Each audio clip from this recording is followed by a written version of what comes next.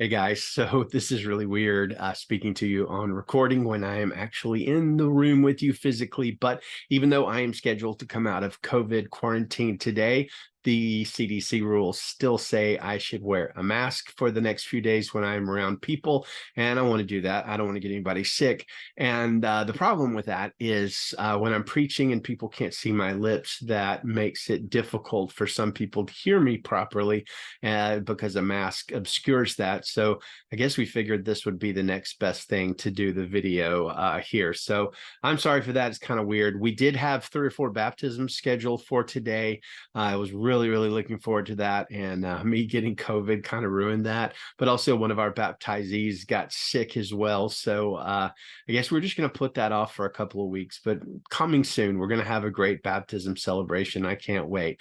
So as you probably know, we have, as a church, been reading through the Bible chronologically this year, beginning in Genesis and set to finish later on this month in Revelation. And one thing I've heard from you, several of you, not everybody, but one thing I've heard from several of you is that it can be really difficult to keep up with that daily Bible reading. Sometimes it's a lot of chapters. For instance, this past week, we were supposed to, in one day, read the entire book of First Thessalonians and the entire book of Second Thessalonians in the same day. And if you're keeping track, that is 8 chapters in one day. That's, it's kind of a lot. There's short chapters and both of those are short books or whatever, but it is a lot. And we're going to kind of tweak that a little bit next year. We're still going to read the Bible together as a church, but we're going to just mainly spend time in the New Testament next year with some Psalms on the weekend and slow it down a little bit to about a 1 or 2 chapter a day pace.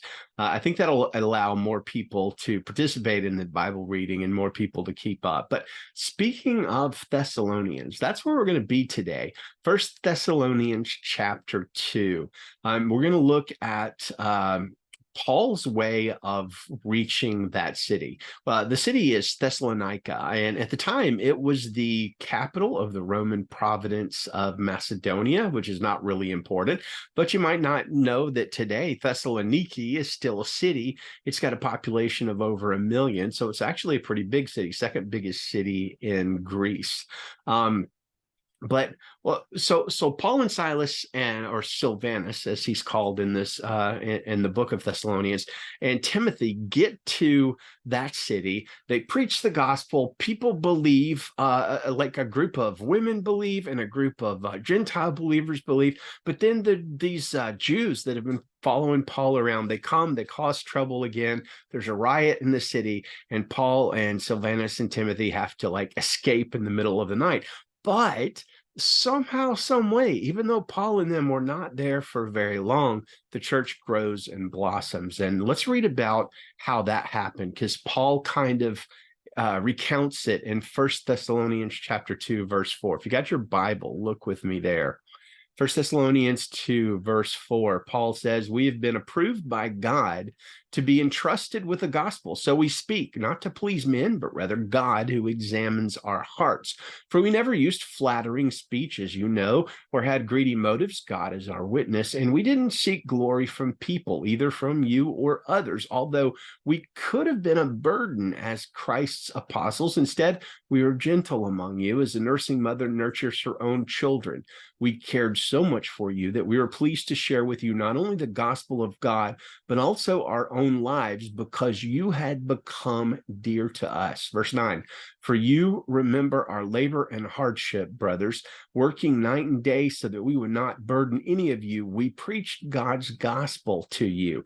You are witnesses, and so is God, of how devoutly, righteously, and blamelessly we conducted ourselves with you believers. As you know, like a father with his own children, we encouraged, comforted, and implored each one of you to walk worthy of God, who calls you into his own kingdom and glory."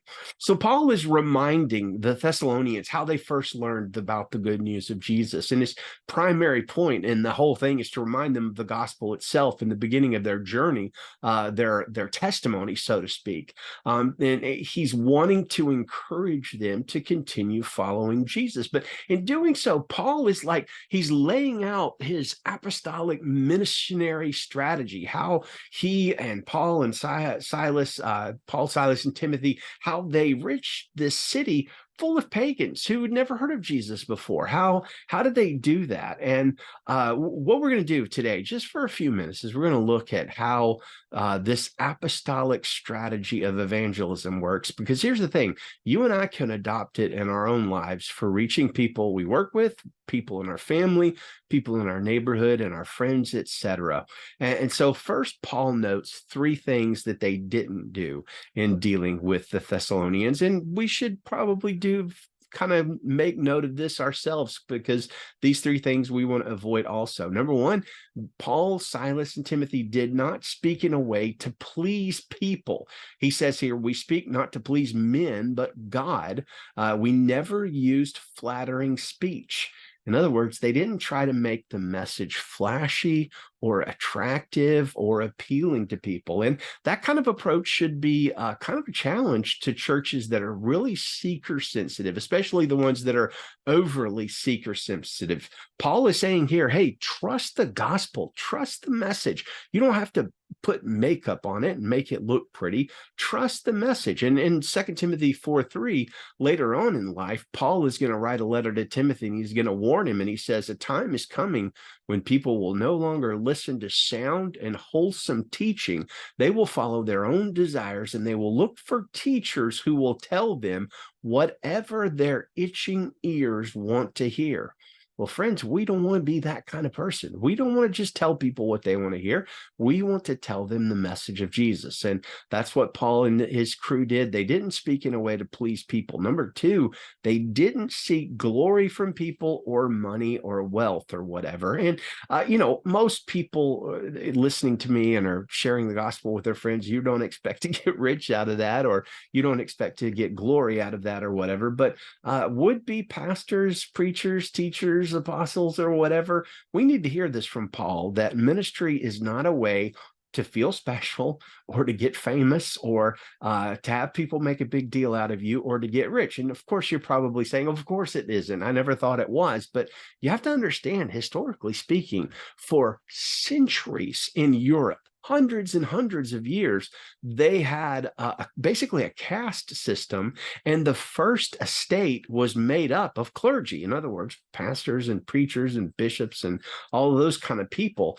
And they were like if you were not born into nobility, but maybe had rich parents or something like that, the best way in society for hundreds of years to become important, make a lot of money and all that kind of good stuff was to become a member of the clergy. It's not that way anymore, but just want to emphasize that Paul and his crew didn't seek glory from people or money or wealth. And finally, number three, this is more important. They weren't a burden to the people they ministered to. They didn't impose on the Thessalonians. They were not needy. They weren't needy financially or emotionally or whatever. And that gives us three things not to do when we want to reach a certain group of people with the gospel. It's not about us. It's not about being important. It's not about being needy or burdening somebody else. It's not about being difficult.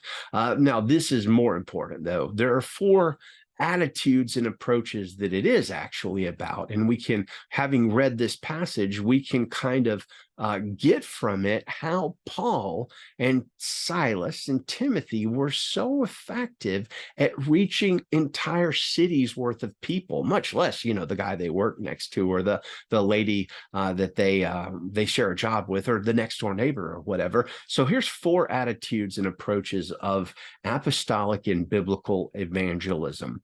These might surprise you, but they're right there in 1 Thessalonians chapter 2. Number one, Paul and his crew were gentle.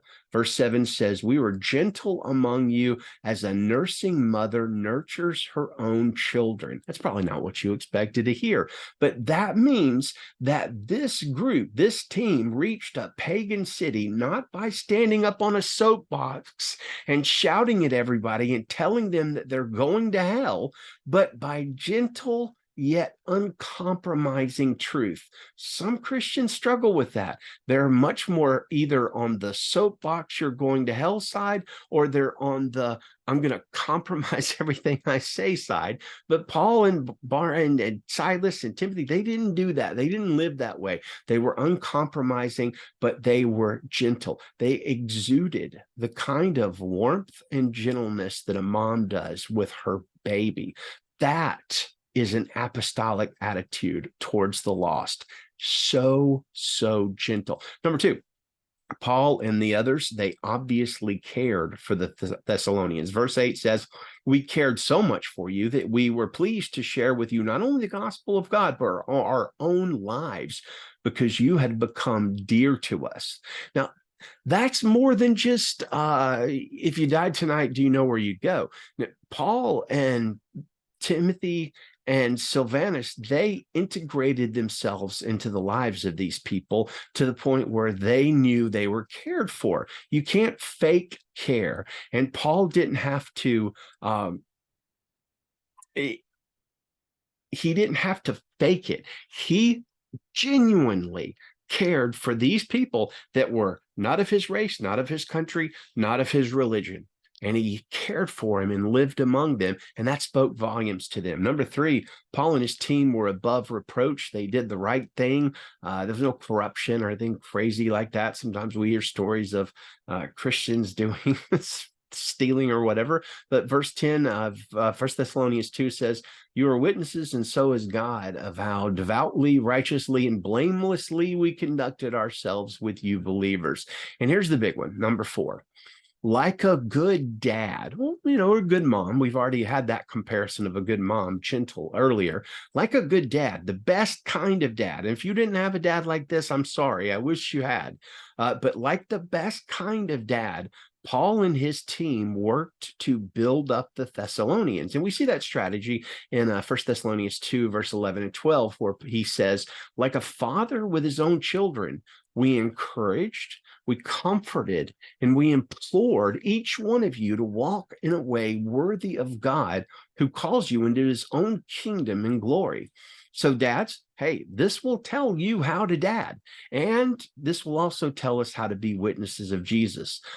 You encourage, comfort, and implore. The best kind of dadding, or the best kind of fathering, that's probably a better way of putting it, is always some beautiful combination of those three things. Encourage the good when you see your kids are doing good, and work to fill them up with boldness and courage. That's what encouraging means. It means to give courage to, but it also means when you see your kids, or the person you're trying to minister to the gospel, when you see good things in them, encourage it, praise it, point it out, make them feel good about it. But it's not just that. Also, comfort.